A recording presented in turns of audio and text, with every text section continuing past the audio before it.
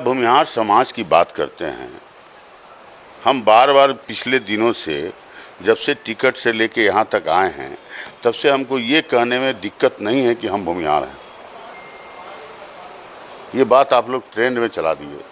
Trend ऐसा चला कि सारे सोशल साइट पर ट्रेंड में रहा भूमिहार भूमिहार भूमिहार। तो मैं फिर से आपके माध्यम से अपने और अपने समाज को कहना चाहता हूँ कि मैं भूमिहार हूँ और मेरा समाज आज महागठबंधन आरजेडी के साथ है। तो अब गुलाम होने को तैयार नहीं है। हमारा समाज अपना स्टैंड बदला, महागठबंधन के साथ है। धनबल पर जनबल हावी होगा, देख लीजिएगा। विरोधी का तो जमीन खिसक गया है और बिहार से जो ललटेन जाएगा उसी ललटेन से महागठबंधन की सरकार बनने जा रही है।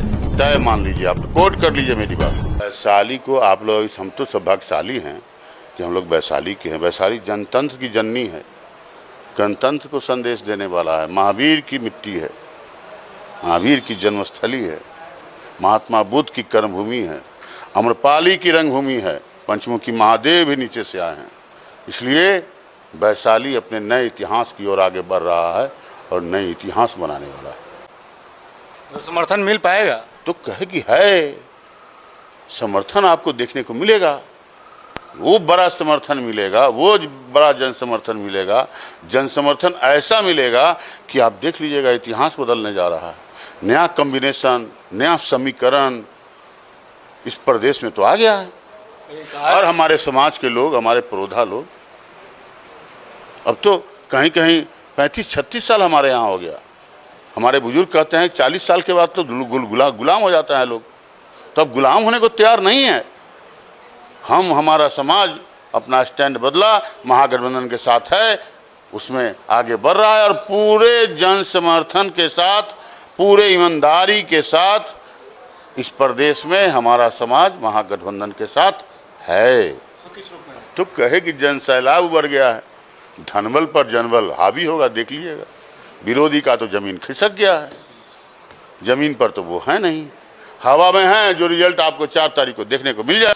चाहते तो नहीं थे बोलना, लेकिन फिर से बोल दे रहे हैं। विकास के नाम पर गेट खड़ा हुआ चारों जगह।